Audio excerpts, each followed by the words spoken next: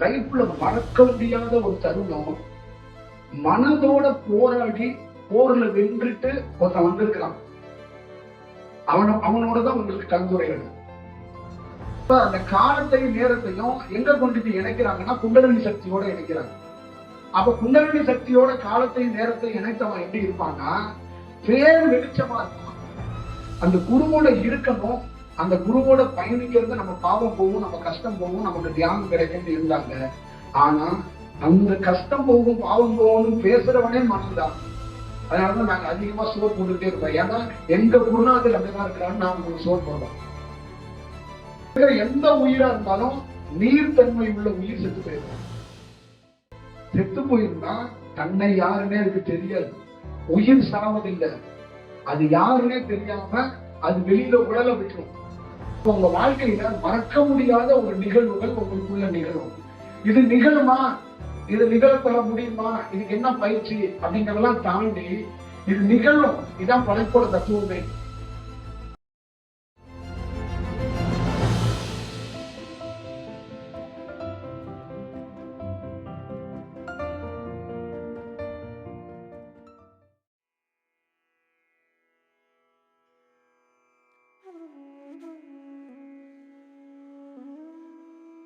எல்லாத்திட்டையும் நம்ம என்ன சொல்லணும் நினைக்கணும்.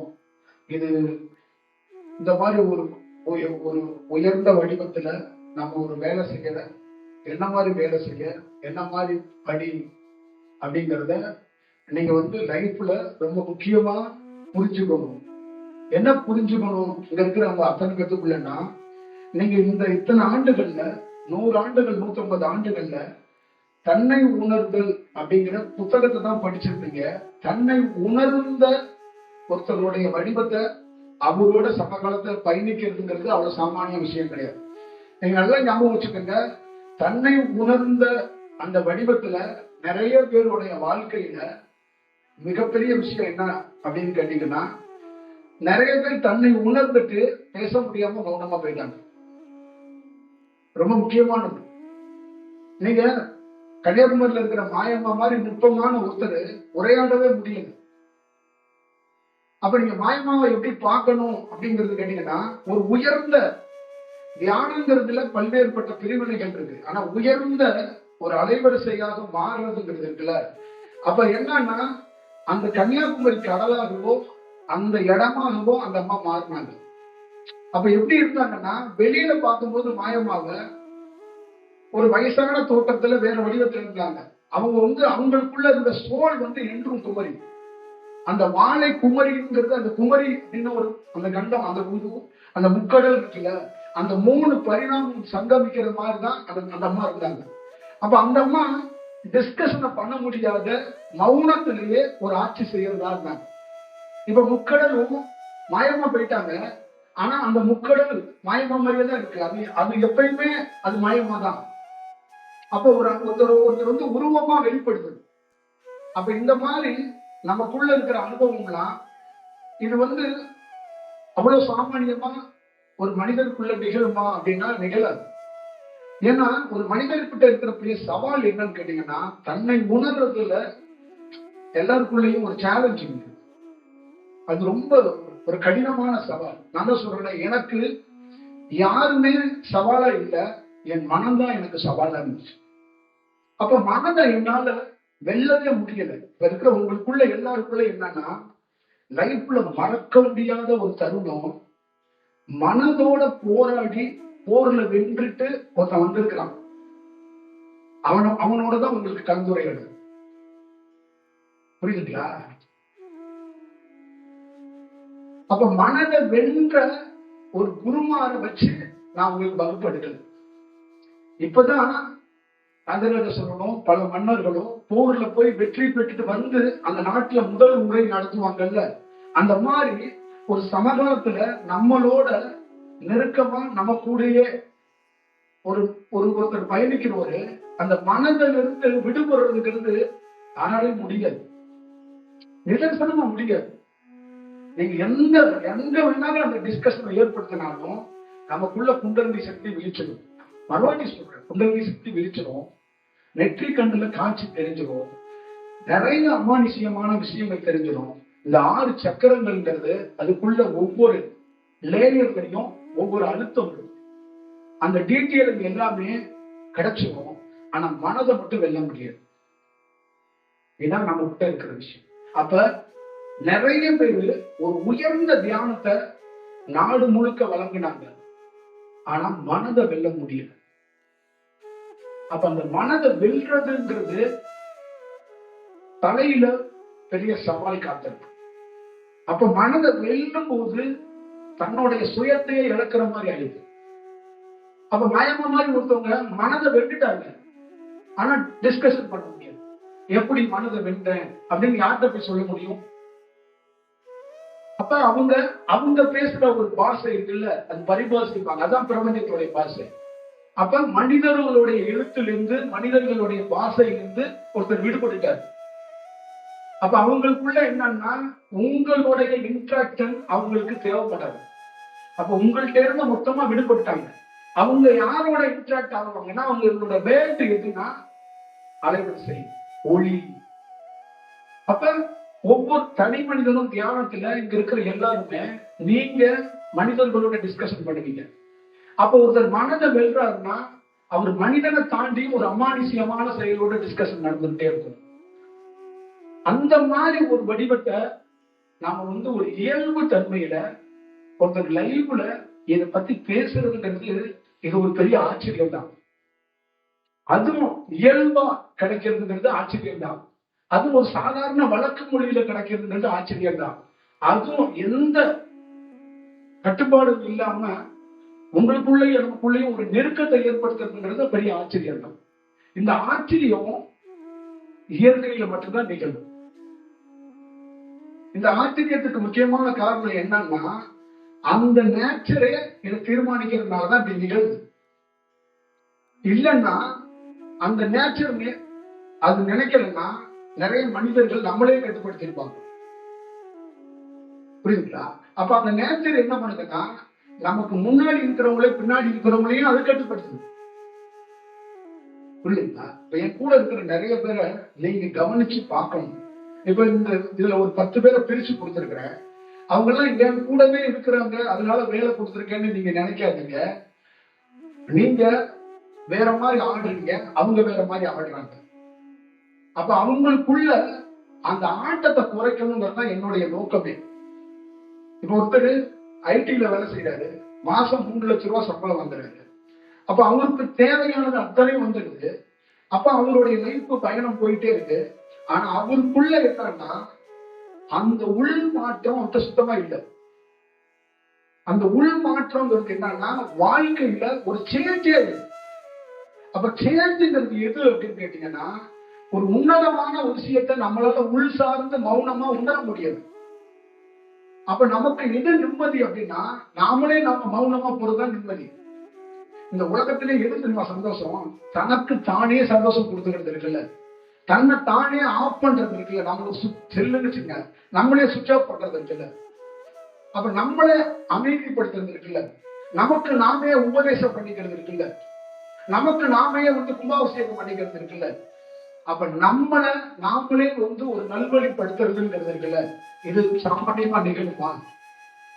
அதுதான் ஒரு நிகழ்வுங்கிறது. அப்ப என் கூட இருக்கிற நிறைய பேருக்குள்ள அது நிகழாத போது, அவங்க விலகி போகும்போது அவங்க அருகாமையில நிக்க வச்சுக்கிறேன். அப்ப அருகாமையில நிக்க வைக்கிறதுக்கு முக்கியமான காரணம், அவங்க எனக்கு தெரிஞ்சவங்க நல்ல வேலை செய்யறாங்கன்னு கிடையாது. அந்த உள் உணர்வை உணர்றதுக்கு சின்ன சின்ன இடங்கள்ல வாய்ப்பு இருக்கு, அதை அவங்க தவற விடுறாங்க. அப்ப அவங்களுக்கு தேவை என்னன்னு கேட்டீங்கன்னா, அந்த உள் உணர்வை உணர்றதுக்கான ஒரு டைம் தேவை. அப்ப அந்த டைத்தை நான் உருவாக்கி தரேன். அப்ப அவங்க என்ன நினைக்கிறாங்க அப்படின்னா, அவங்க வீட்டுல என்ன நினைக்கிறாங்கன்னா, ஒரு தியானத்துக்கு போனாங்க, ஒரு குருவோட போனாங்க, அதுல கொஞ்சம் தீவிரமாகி இப்ப டெய்லியும் போக ஆரம்பிச்சிட்டாங்க. அப்ப அவங்களுக்குள்ள என்னன்னா, ஒரு சாமியோ ஒரு குரு பக்தியில கொஞ்சம் தீவிரமாயிட்டாங்க அப்படின்னு நினைக்கிறாங்க. அவங்க தீவிரமா ஆகல, அவங்களுக்குள்ள இருக்கிற அந்த சூழலை உணர்ந்து அதை நாம என்ன பண்றோம்னா, அவங்கள விலகி போகாம இருக்கிறதுக்கு நம்ம ஒரு வாய்ப்பை உருவாக்கணும். அந்த வாய்ப்பை பக்கத்துல நிக்க வைக்கிறோம். அப்ப நிக்க வைக்கும் போது அவங்களுக்குள்ள என்னன்னா, அந்த உணர்ற தன்மைய அவங்க பெறறதுக்கான வாய்ப்புகள் இருக்கு. அப்ப ஏன் அவங்க நிக்க வச்சோம் அப்படின்னா, அடிக்கடி அவங்களுக்குள்ள ஒரு மனித தன்மை வெளியில எட்டி பார்க்குது, ஒரு மனித சூழல் வெளியில வந்தது.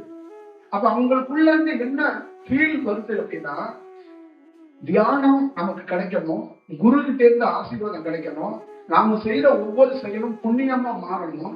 இப்ப இங்க இருக்கிற அத்தனை பேருக்கும் நாம ஏதாவது சாப்பாடு போடுறதோ, இல்ல ஜூஸ் கொடுக்கறதோ, இல்ல ஏதாவது பணிவிடை செய்யறதோ, இதெல்லாம் செய்யும் போது நம்ம வாழ்க்கைக்கும் நம்ம குடும்பத்துக்கும் ஒரு நல்லது நடக்கும் அப்படின்னு அந்த மனம் வந்து சொல்லுது. அப்ப அந்த மனம் வந்து சொல்லி, டேய் நீ போய் அவரை போய் பாருப்பா, நீ அவரோட நின்னுப்பா அப்படின்னு உள்உணர்வுல சொல்லுது. அந்த உள்உணர்வுங்கிறது மனமா சொல்லுது. அப்ப அந்த மனமா அவங்க என்ன பண்றாங்க அப்படின்னா, நம்மளை நோக்கி வந்து நிக்கிறதுக்கு ஒரு வாய்ப்பை வந்து உருவாக்குறாங்க. அப்ப நாம் பார்க்கும்போது என்ன சொல்றேன்னா, உலகத்திலேயே பெரிய கஷ்டமான செயல் எதுனா மனம். உன் மனம் வந்து என்கிட்ட போய் நின்னுன்னு சொன்னா, நான் கொடுக்கறத உன் மனமே அழிச்சுக்கிறோம். அப்ப உன் மனம் உன்னை கைட் பண்ணுது. அப்ப நான் என்ன உன்னை கைட் பண்றேன்னா, உன் மனதை முதல்ல நிறுத்துறதுக்கு தான் நானே வந்திருக்கிறேன். ஆனா உன் மனம் தான் உனக்கு குருநாதரா இருந்து என்கிட்ட அனுப்புது. அப்ப உன் மனம் என்னன்னா, மனதைய ஃபீல் பண்ண, குழந்தைய ஃபீல் பண்ண, தொழில ஃபீல் பண்ண, குருவையும் ஃபீல் பண்ணு, குருவையும் லவ் பண்ணு, தியானத்தையும் லவ் பண்ணு, அதையும் ஒரு ஃபேன்சியா ஒரு ஃபேண்டசியா எடுத்துட்டு போ அப்படின்னு உன் மனம் சொல்லி போடாங்க அப்படின்னு அனுப்புது. அப்ப இதுக்குள்ள இருந்து என்ன ஆகும் அப்படின்னா, அந்த நமக்குள்ள இருந்து இருக்கிறது, நம்ம செய்யற வேலைகள்ல என்னன்னா ஏதோ நமக்கு நல்லது நடந்துடும். இப்ப நீங்க இருக்கிற அத்தனை பேத்துக்குள்ளேயும் ஏதோ ஒரு நல்லது நடந்ததுதான் உட்காந்துருக்கீங்க. அப்ப எப்படி நம்ம வந்து உட்காரணும், எதுவுமே நடந்துடக்கூடாதுன்னு வந்து உட்கார்ந்து இருக்கணும். அப்ப உங்களுக்குள்ள என்ன இருக்கும்னா, தயவு செய்து எது நடந்துடக்கூடாது. வாழ்க்கையில் ரொம்ப முக்கியமானது இங்க இருக்கிறவங்க ஒவ்வொருத்தருக்குள்ளயும் நல்லது மட்டும் நடந்துடக்கூடாது. நல்லது நடந்துட்டா 10 வருஷம் என்னை விட்டு பிரிஞ்சு போயிருவீங்க. இப்ப நல்லதுங்கிறது எதுன்னா, உங்களுக்கு மகிழ்ச்சி தான் நல்லது. உங்களுக்கு கொண்டாட்டமோ வாழ்க்கையோட மாற்றம் இருக்குல்ல, அது என்ன பண்ணும்னா அந்த இயல்பு வாழ்க்கையிலிருந்து உங்களை மாற்றி கொண்டு போயிடும். இப்ப ஒரு மனிதர் பிஸியாவே இருக்கிற அவர் எப்ப தியானத்துக்கு வருவாரு, எப்ப குருவை பார்ப்பாரு, அப்ப அவருக்குள்ள என்ன சொல்லுவாரு, அவருக்குள்ள இருந்து என்ன கிடைக்கும்? நீங்களே நினைச்சு பாருங்க, என்ன கிடைக்கும்? தெலுங்குல நம்பர் 1 ஃபைட் மாஸ்டர் அப்படின்னு சொல்லக்கூடிய பெரிய சண்டை கலைஞர்கள். அவங்க 2 பேர்ல ஒருத்தர் வந்து என்ன பாக்குறாரு.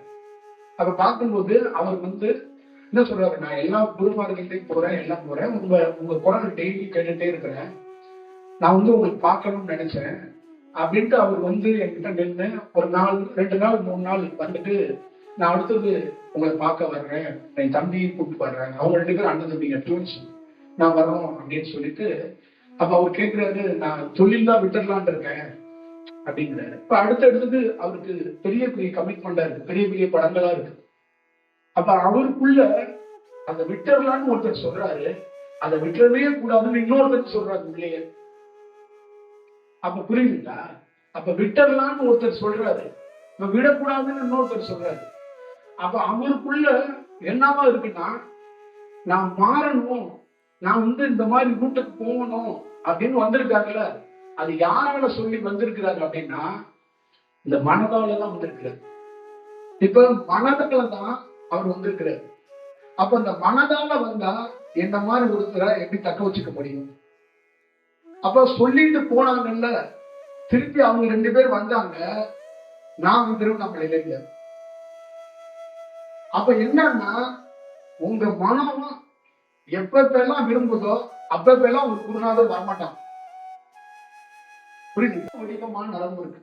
அந்த 3 வடிவத்துல குண்டலினி சக்தி அப்படின்னு நீங்க சொல்லக்கூடிய அந்த சக்தி இருக்குல்ல, அந்த சக்தியோட அந்த சக்தியே நிறைய பேருக்கு குண்டலினி அப்படிங்கிறத விழிச்சா தியானம் வரும், அதிசயம் வரும், காட்சிகள் வரும், அற்புதம் வரும், ஞானம் வரும், எல்லாம் வரும்.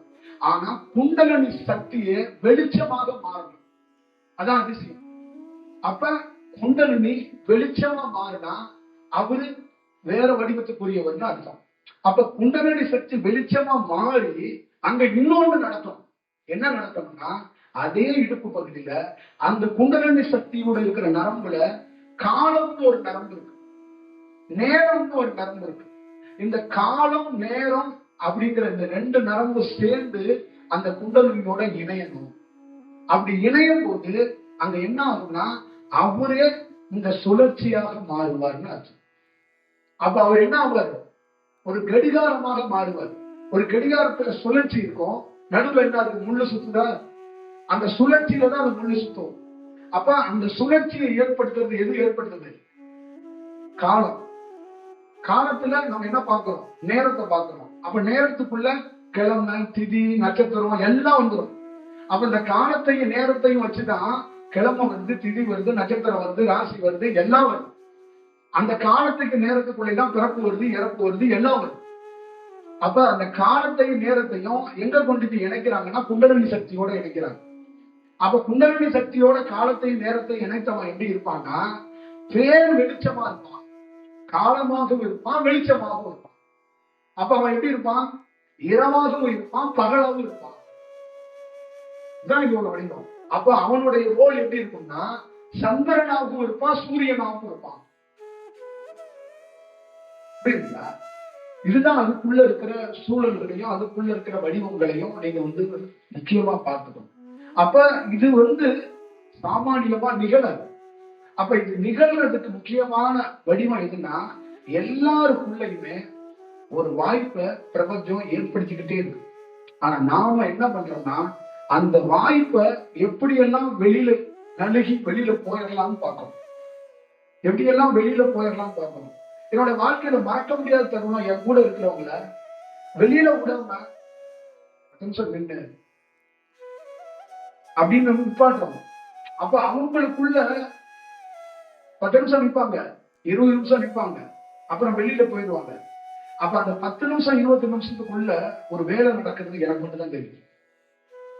அப்ப அவங்க வீட்லயோ அவங்களால உணர முடியாது. அப்ப அவங்க என்ன நினைச்சிருக்காங்கன்னா குருவுக்கு சேவை செய்ய போயிட்டாரு அப்படிங்கிறாங்க.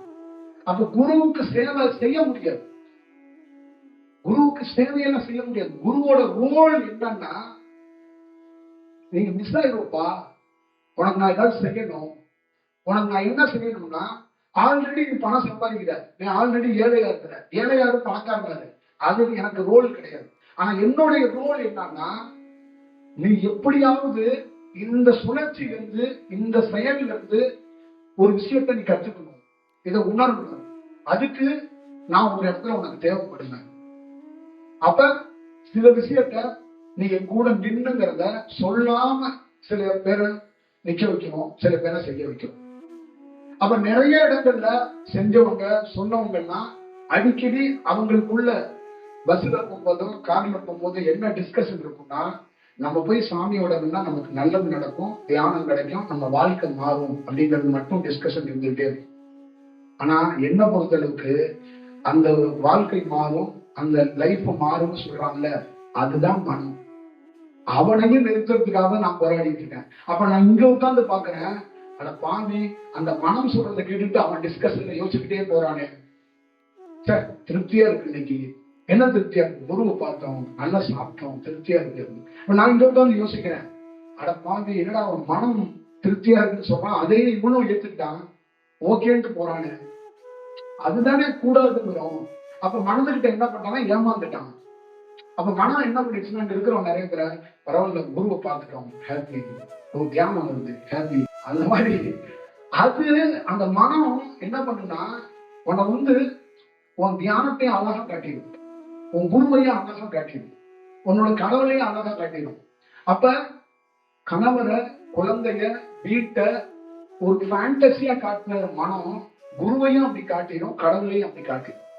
அப்ப கடைசி வரைக்கும் இங்க நிறைய பேரோட தேடுதல்கள், நிறைய மக்களுடைய புரிதல்கள் எப்படி இருந்துச்சுன்னா அந்த குருவோட இருக்கணும், அந்த குருவோட பயணிக்கிறது நம்ம பாவம் போகும், நம்ம கஷ்டம் போகும், நமக்கு தியானம் கிடைக்கும்னு இருந்தாங்க. ஆனா அந்த கஷ்டம் போகும், பாவம் போகும்னு பேசுறவனே மனம்தான்.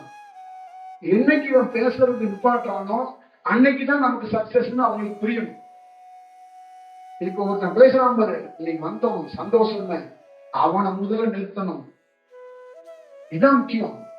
அப்ப சந்தோஷங்கிறத ஒருவேளை நான் சொன்னா அது ஓகே, உங்களுக்குள்ள ஒருத்தன் சொல்றான் பாருங்க, அவன் உங்களை ஏதோ ஒண்ணு பண்ண போறான்னு அர்த்தம். புரியுதுங்களா? அப்ப அதுக்குதான் நம்ம உங்களை போராடுறது. அப்ப அந்த போராட்டங்கள் எங்க இருக்கு அப்படின்னா, தியானம் கிடைக்கிறது முக்கியம் இல்ல, அத அந்த மனதுகிட்ட கொண்டு போயிடக்கூடாது. அதுதான் ரொம்ப ரொம்ப முக்கியமான ஒரு வடிவமா நீங்க பார்க்கணும். அப்ப உங்களுடைய ஒவ்வொருத்தருடைய உயிரும் எவ்வளவு மேன்மைப்படணும் அப்படிங்கிறதுக்கு நீங்க அவசியமா எடுத்துக்கிட்டா அது ரொம்ப நல்லா இருக்கும். அப்ப நம்மளுடைய இடுப்பு வாழ்க்கையில உங்களுக்கெல்லாம் எவ்வளவு வேலையில என்னென்ன மாதிரிக்காக உங்க இடுப்பை பயன்படுத்துறீங்க, உங்களுடைய தொப்புள் கொடிய எதுக்கெல்லாம் பயன்படுத்துறீங்க, உங்களுடைய குடல் வாழ்வை எதுக்கெல்லாம் பயன்படுத்துறீங்க, உங்களுடைய மலவாசல் கழிக்கிற இடத்த எதுக்க பயன்படுத்துறீங்க, உங்க சிறுநீர் கழிக்கிற வாசலை எதுக்கு பயன்படுத்துறீங்க. ஆனா ஒரு ஞானி எதுக்கு பயன்படுத்துறான்னு பண்டைய கால வரலாறுல இருந்து இன்னைக்கு வரைக்கும் எடுத்து படிங்க. ஒருத்தருடைய லைஃபோடைய ஹிஸ்டரியே, ஒருத்தருடைய லைஃபோடைய பயோடேட்டா சொல்லுவாங்கல்ல, வாழ்க்கை வரலாறு இந்த வயிற்றுக்குள்ளதான் இருக்கு. உங்களுடைய கதை, நீங்க சோறு தின்னு உள்ள அனுப்புறீங்க பாத்தீங்களா, அதனாலதான் நாங்க அதிகமா சோறு போட்டுக்கிட்டே இருக்கோம். ஏன்னா எங்க குருநாதர் அங்கதான் இருக்கிறான்னு நான் உங்களுக்கு சோறு போடுறோம். புரியுதுங்களா? எங்களுக்கு ரொம்ப வேண்டியவர் அங்கதான் இருக்கிறாரு. யாரு? ரொம்ப ரொம்ப வேண்டியவர் அங்கதான் இருக்கிறாரு. அதனாலதான் உங்களுக்கு எங்க சோறு போடுறோம்னா அங்கதான் அந்த எங்க ஆளுகளுக்கு சமர்ப்பணம் பண்றப்பா அப்படிதான் உங்களுக்கு போடுறோம். அப்ப அதை சுத்தி பேக்ரவுண்ட்ல இருக்கிறவங்க எல்லாம் எங்க ஆளுங்களா இருக்காங்க. அப்ப நீங்க அந்த அந்த இடத்துக்குள்ள அந்த ஸ்பாட்டை நீங்க வேற ஒரு வடிவத்துக்கு மாத்துறதுக்கு ஒரு குருவால தான் முடியும். ஒரு குரு இதுக்கு பிராக்டிக்கலா பயிற்சி மாதிரி செய்ய மாட்டாரு, அதை வேற வடிவத்துக்குள்ள கொண்டு வருவாரு. அது அவரோட முடியும். அந்த வடிவத்தை அவரால் அதை காட்ட முடியும். அதை ஒரு பக்குவமா அதை எடுத்துட்டு வருவாரு. இதுதான் அதனுடைய செயல்பாடுகளா இருக்கு. அப்ப இது உங்ககிட்ட ஏதோ ரூபத்துல அதை மாறணுங்கிறதுக்காக தான் நம்ம பல முறை உங்களோட சந்திச்சு நம்ம பேசுறதுக்கு ஒரு வாய்ப்பு நம்ம உருவாக்கணும். அப்ப இந்த சூழல் எப்படியாப்பட்ட ஒரு சூழலா இருக்கும் அப்படிங்கிறத நீங்க அவசியமாக இதை பார்க்கணும். அதே மாதிரி இடுப்பு பகுதியில எப்படி சொல்றோமோ அதே மாதிரிதான் மேல தலைப்பகுதி ஒரு மனிதன் தன்னுடைய பின்மண்டையையும் முன்னெற்றியையும் நடுவுல நடுநாடியாக ரெண்டு காற்றையும் உள் சுவாசத்தையும் வெளி சுவாசத்தையும் அந்த ஒன்னா கனெக்ஷன்ல நிறுத்தும் போது அவர் சமாதிக்கான ஒரு வாய்ப்பை பெறாது. அப்ப சமாதிங்கிறது உடல் தன்னை மறக்குது. அப்ப உடல் தன்னை மறக்கும் போது அந்த ஜீவனாகப்பட்டது, அந்த ஜீவன்கிறது அந்த காற்றுல ரெண்டும் ஒண்ணு சேரும் போது ஜீவன் காற்றுக்கு மேல கீழே கோவில் இருக்கு, கீழே கருவறையில கோவில் இருக்கு, கோவிலுக்கு மேல ஒரு கும்பம் கலசம் இருக்குல்ல, அந்த மாதிரி ஜீவ சமாதியில பாத்தீங்கன்னா ரெண்டு காற்றும் இப்படி ரெண்டும் இணைஞ்சிடும் தலையில. ஆனா அந்த உயிர் அங்க இணையாது, உயிர் அதுக்கு மேல இணையும். அதான் இடங்களையும் பெண்களையும் சுழுமணியில கொண்டு வைப்பாங்கல்ல. அப்ப சுழுமணிங்கிறது ரெண்டு பேரும் சமாதியில ரெண்டு காற்று இப்படி இணைஞ்சிருக்கும். அந்த காற்றுல உயிர் இணைஞ்சிருக்காது, உயிர் அதுக்கு மேல இணைஞ்சிருக்கும். அப்ப அந்த ஜீவனாகப்பட்டது என்னன்னா சாகாது, ஜீவனே ஜீவன் முக்தியாக சமாதியாக இருக்கும். அப்ப உடல் சமாதியாக இருக்கு, அதுக்கு மேல ஜீவன் சமாதியாக இருக்கு. அதான் ஜீவ சமாதிங்கிறது. அப்ப ஜீவன்ல ரெண்டு காற்றுல உயிர் சமாதியாகாது, காற்றுல உடல் சமாதியாகும், அதுக்கு மேல உயிர் சமாதியாகும். அப்ப உயிர் சமாதி ஆகும் போது இந்த உயிர் இந்த உச்சிக்குழி ஓபன் ஆகும் போது இந்த உயிரோட ஈர்ப்புல சமாதியில தன்னை மறந்து இருக்கும் உயிர். அப்ப உடல் கீழே ஒரு லேயர்ல உடல் தன்னை மறந்து நிற்கும், உடலுக்கு மேல உயிர் சமாதியை தன்னை மறந்து நிற்கும். அப்ப இந்த லேயர்ல இருந்து அந்த உயிரோடைய அந்த செயல்ல இருந்து ஒரு அலைவரிசை வரும்போது மேல இருக்கிற ஆகாயத்தில் இருக்கிற சுற்றி இருக்கிற பல ஜீவன்கள் உயிர் சக்திகள் அந்த உயிரை தொடர்பு கொண்டு அந்த சமாதியோட இதுவும் சேர்ந்து சமாதி ஆகும். அப்ப ஒரு ஜீவ சமாதியில லட்சக்கணக்கான கோடிக்கணக்கான உயிர் ஜீவன்கள் ஒரே சமாதி நிலையில அப்படி உயர்ந்த வடிவத்துல அப்படி அமர்ந்திருக்கும். அப்ப அந்த உயர்ந்த வடிவம் தான் இந்த உலகத்திலே மறக்க முடியாத சிவனுடைய உண்மையான பழமையான தேனும். இதுதான் அமிர்தம், இதுதான் அமிர்தம். இந்த உயர்ந்த செயலை யாருக்குமே கிடைக்குமா அப்படின்னு காத்திருக்கிறது. அப்ப நீங்க ஜீவ சமாதிக்கு போகும்போது ஒவ்வொரு முறையும் தன்னுடைய உடலையும் வச்சுட்டு அந்த உடலுக்கு மேலே ஜீவனையும் சமாதியா வச்சுட்டு பல நாள் தியானத்துல ஒருத்தர் இருக்கிறார். அப்ப ஜீவனுக்கு மரணம் இல்லை, ஜீவன் எங்கேயும் போகவில்லை, உடலை கீழே வைத்து விட்டோம். அந்த உடல் கீழே இருக்கு. அந்த உடலுக்கு மேல என்னுடைய ஜீவனாகிறது சமாதியா இருக்கு. அப்ப சமாதிக்கு மேல இந்த தலையில எப்படி ஹோல்ஸ் இருக்கோ அந்த மாதிரி சமாதிக்கு மேலேயும் ஒரு ஹோல்ஸை போட்டு ஆகாயத்தோட கனெக்ட் பண்றதுக்கு ஒரு வேலையை பண்ணி வச்சிருப்பாங்க. அப்ப நீ எத்தனை ஒரு ஜீவ சமாதிக்குள்ள போனாலும் உண்மையாகவே அந்த ஜீவன் முக்திங்கிறது அதுதான். அப்ப ஒரு உயிர் அந்த தன்னையும் மறந்து சமாதி நிலையில தியானத்துல ஒரு உயிர் இருக்கணும். புரியுதுங்களா? அது ரொம்ப முக்கியம். அப்ப நிறைய பேரு சமாதி அடைய ட்ரை பண்ணி உயிரையே விட்டுறாங்க. அப்ப அங்க உயிர் சமாதி ஆகிறது இல்லை. புரியுதுங்களா? ட்ரை பண்ணி உயிரை விட்டுட்டாங்க. அப்ப உயிர் சமாதி ஆகல, உயிர் வெளியில போயிடுச்சு. புரியுதுங்களா? இது ரொம்ப ரொம்ப ஒரு முக்கியமான விஷயம். இப்ப ஒருத்தர் சமாதி ஆகுற உயர்ந்த ஒரு சமாதி ஆகுறாரு. அவர் சமாதி ஆகும் போது அந்த உடல் அங்கே வைக்கப்படும். அதுக்கு மேல அவர் சமாதி நிலையில அவர் உயிர் இருக்கும்.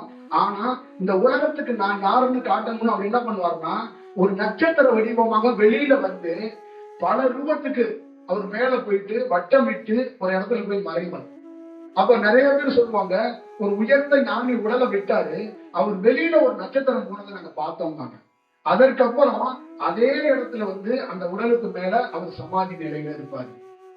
அப்படி இல்லைன்னா அவர் ஏதாவது ஒரு குகைய, இப்ப திருவண்ணாமலையில் இருக்கிற உயர்ந்த அடிக்கடி ரமணர்களுடைய விஷயத்துல என்னன்னா, அவருடைய உடல் வைக்கப்பட்டிருக்க இடத்துல அவர் இல்லாம அதிகமாக அவருடைய உயிர் எங்க சமாதியா இருக்குன்னா விருப்பாட்சி குகையில.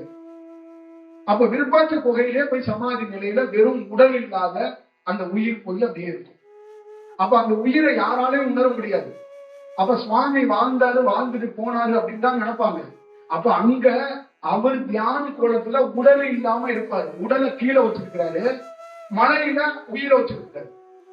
இப்ப நிறைய சமாதி இடத்துல உடலை கீழே வச்சுட்டு வெளியில வேற மாதிரி இருப்பாங்க. இப்ப ராமகிருஷ்ணரோ விவேகானந்தரோ உடலை விட்டுட்டாங்க. ஆனா உயிரை வேற மாதிரி ஒரு இடத்துல சமாதியா வச்சிருக்காங்க. புரியுதுங்களா? இந்த மாதிரி வடிவத்தெல்லாம் உணர்ந்து வேலை செய்யறதுங்கிறது ரொம்ப கடினமான ஒரு சூழல் இருக்கும். அப்ப இந்த மாதிரி சூழல்ல நிறைய பேருடைய உடல்ல இருந்து உயிர் பிரிஞ்சு போறதுக்கு வாய்ப்பு இருக்கு. அப்ப ஒரு உண்மையான ஜீவ சமாதி அப்படிங்கிறது என்னன்னா, அந்த ஜீவன் சமாதி ஆகும். அதான் ரொம்ப முக்கியமானது. அந்த உடல் சமாதிப்படுத்திட்டு அதுக்கு மேல ஜீவனை சமாதிப்படுத்தணும். அப்படி இருந்தா அவங்க ஒரு பெரிய வடிவத்தில் இருக்கிறாங்கன்னு அர்த்தம். இப்ப நம்ம காலையில ஒரு வகுப்பு போட்டிருந்தோம்ல, அந்த இடம் வச்சிருக்கோம்ல ஜீவ சமாதி, அந்த அவங்க உடலை கீழே வச்சுட்டு உயிரை மேல வச்சிருக்காங்க. புரியுதுங்களா? அப்ப அவங்க பல வருடமா தான் உயிரை யாருக்குமே காட்டி கொடுக்காம சமாதியில் இருக்கிறாங்க. அப்ப உயர்ந்த தியானம் பண்ணவங்க போகும்போது அவங்க யார் சமாதியில் இருக்கிறா அப்படின்னா, உடலும் சமாதியில் இருக்கு, உயிரும் சமாதியில் இருக்கு. அதை உணர முடியும். புரியுதுங்களா? இந்த வடிவங்களை நமக்குள்ள இருந்து எப்படி நம்ம முன்னோர்கள் என்ன மாதிரி வடிவத்துல இருந்திருக்கிறாங்க அப்படிங்கறத நீங்க தெரிஞ்சுக்கணும். அப்ப இதெல்லாம் வெறும் வகுப்பா பேச முடியாது. இதெல்லாம் ஒரு டிஸ்கஷனுக்கு ஏற்படுத்துறதே ரொம்ப சிரமம். நம்ம ஏற்படுத்தணும்னு நினைக்கும் போதே உள்ளுணர்வுகள்ல நமக்குள்ளே உடல்ல பல்வேறுபட்ட மாற்றங்கள் வரும். அதெல்லாத்தையும் பேலன்ஸ் பண்ணி இதை வெளிப்படுத்துறோம் அப்படின்னா, இங்க இருக்கிற ஆன்மாக்களுக்கு ஏதோ ஒரு வடிவத்துல அதை ஒரு நல்வழிப்படுத்தணும் அப்படிங்கிறது தான் ஒரு விஷயம். ஒரு ஞானியா பல்வேறுபட்ட இடத்துல நல்வழிப்படுத்துறவங்க நிறைய பேர் வந்தாங்க. அன்னை தெரசா மாதிரி ஒருத்தவங்க ஞானி கிடையாது, மனித வடிவத்திலேயே ஒரு மக்கள் சேவை செய்யறதுக்கு அவங்க பணி செஞ்சாங்க. அப்ப அவங்க என்ன பார்த்தாங்கன்னா, எல்லா உயிரையும் எப்படி இன்புற்று வாழணும், எல்லா உயிரும் நல்லா இருக்கணும்னு ஒருத்தர் நினைக்கிறாங்கல்ல, அந்த மாதிரி எல்லா உயிரையும் ஒவ்வொரு உயிராக பார்க்க தெரிஞ்சவங்க சர்வீஸ் பண்ணுவாங்கன்னு அர்த்தம். அப்ப அன்னை தெரசானா எல்லா உயிரையும் ஒவ்வொரு உயிராக பார்க்கறது.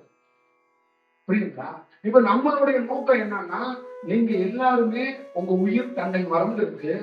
அப்ப தன்னை ஞாபகப்படுத்தக்கூடிய அந்த எந்த உயிரோட போய் சேரணுமோ அந்த உயிரோட சேர்ந்தா அது வேற ஒரு வடிவத்துக்குள்ள போயிடும்.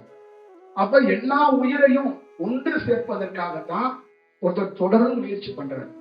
இப்ப என்னோட தொடர் முயற்சி, ஒருத்தருக்கு சாப்பாடு கொடுக்கறது ஒரு ஞானிக்கு பெரிய விஷயம் இல்லை, ஒருத்தருக்கு தங்கம் கொடுக்கறது ஒரு ஞானிக்கு பெரிய விஷயம் இல்லை. ஆனா ஒரு ஞானியோட பெரிய கஷ்டம் என்னன்னா, தன்னை மறந்து அட்ரஸை துறந்து விலாசத்தை தொலைஞ்சு இந்த உயிர்கள் அலைந்து கொண்டிருக்கு.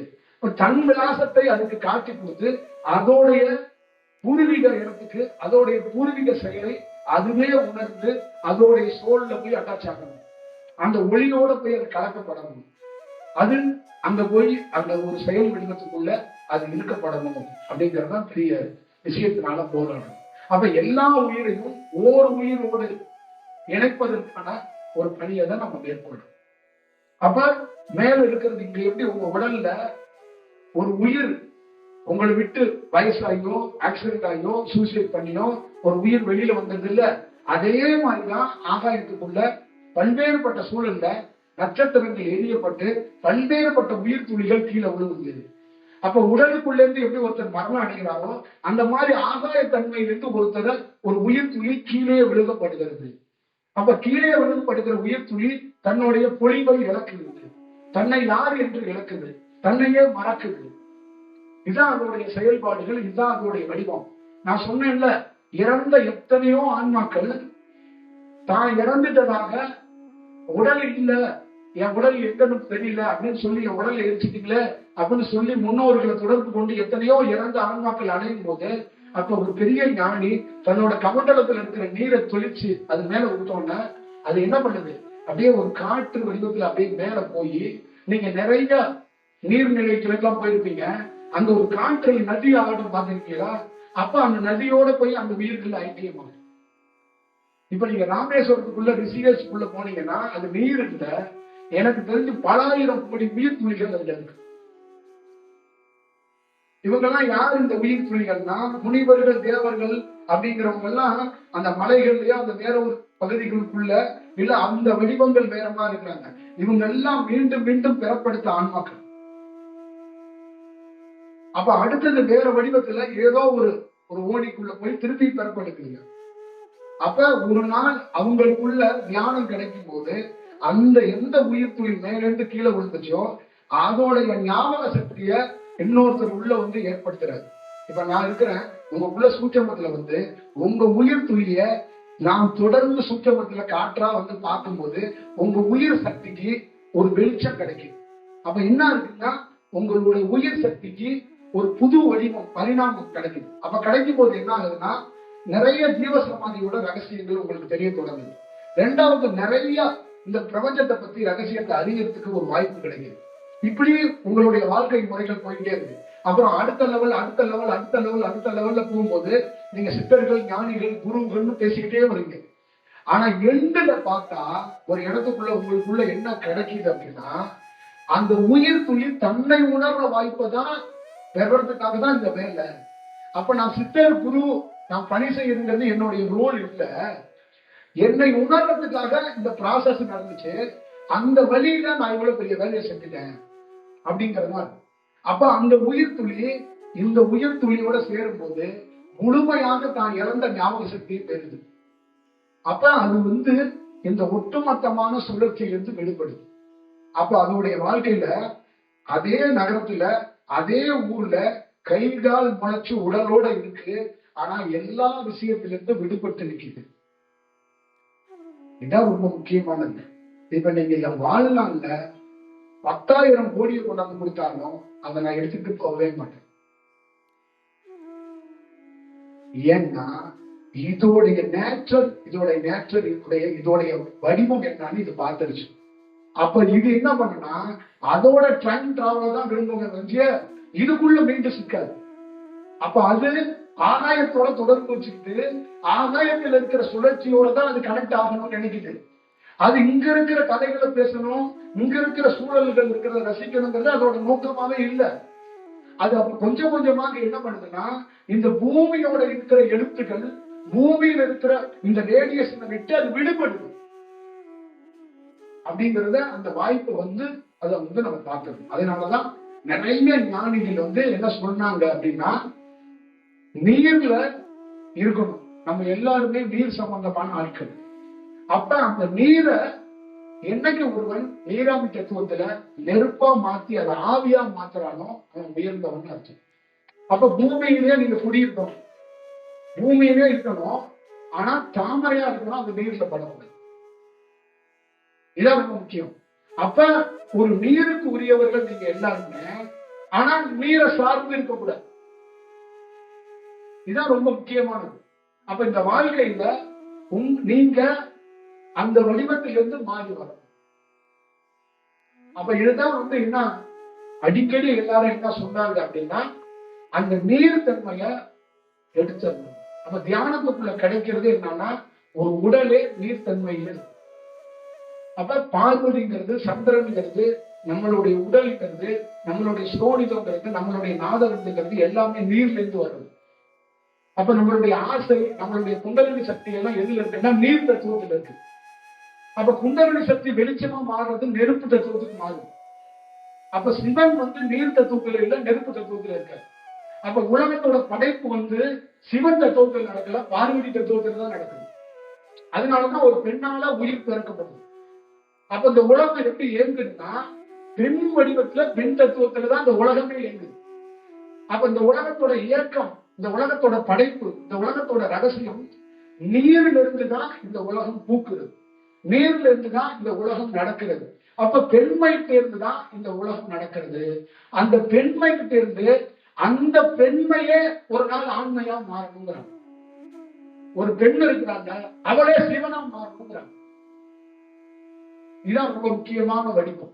அப்ப உலையில கொதிக்க வச்ச அந்த அரிசிய நம்ம எப்படி வடிச்சு கஞ்சியை தனியா எடுக்கிறோம்ல, ஒரு காலத்துல வடிச்சு சாப்பிட்டோம்ல, அப்ப வடிச்சு சாப்பிடுறது கஞ்சி தனியா போட்டுச்சுட்ட, அததான் நீராவி தத்துவங்கிறாங்க.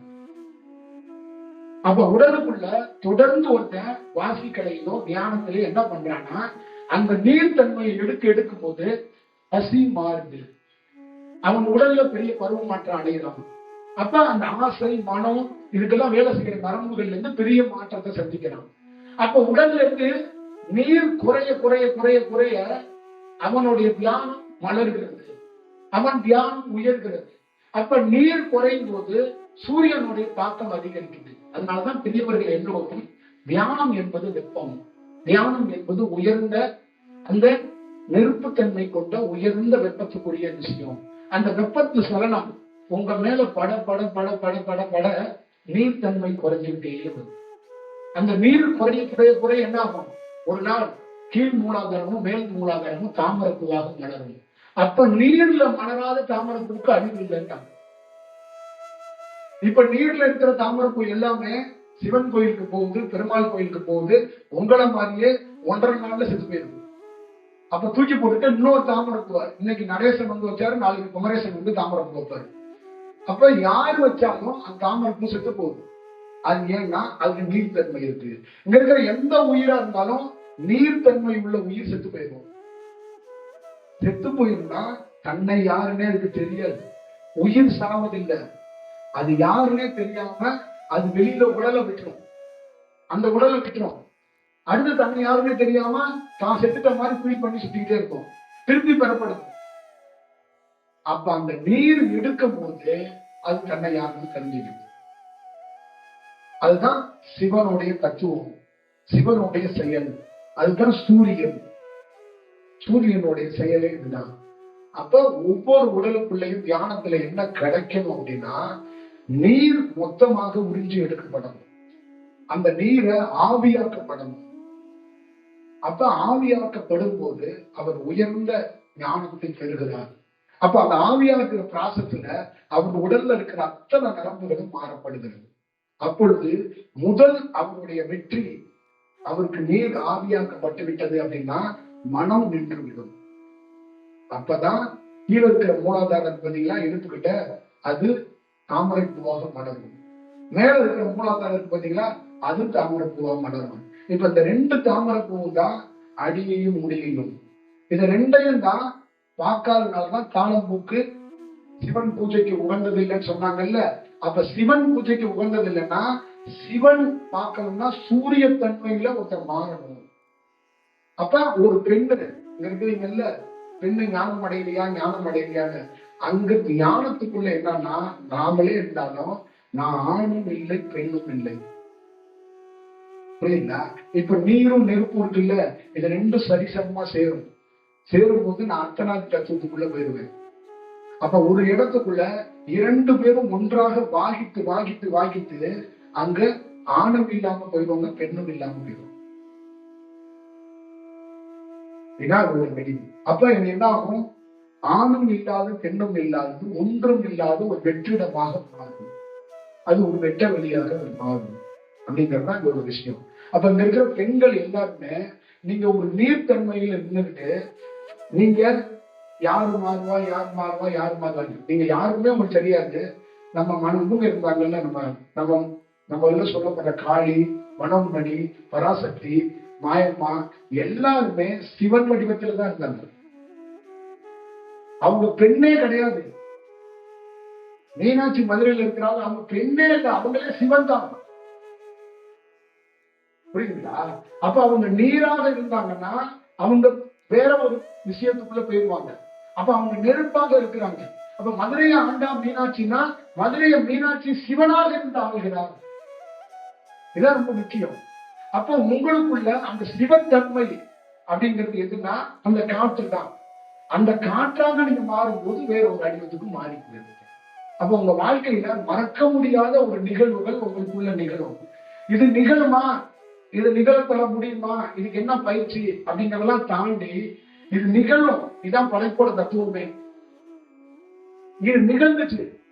இங்க இருக்கிற யாருமே வர்றதுக்கு முன்னாடி நீங்க உடல் இல்லாம வெறும் உயிர் சக்தியாக இந்த பூமியும் சரி இந்த அண்டவெளியும் இருந்துச்சு. மனிதன் வர்றதுக்கு முன்னாடியே பூமி உருவாயிடுச்சு. இது உண்மையான தத்துவம். அப்ப உங்களுக்குள்ள நீங்க உடல் இல்லாம உயிர் சக்தியாக பல ஆண்டுகள் இருக்க முடியுங்கிறதையும் பார்த்துக்கங்க.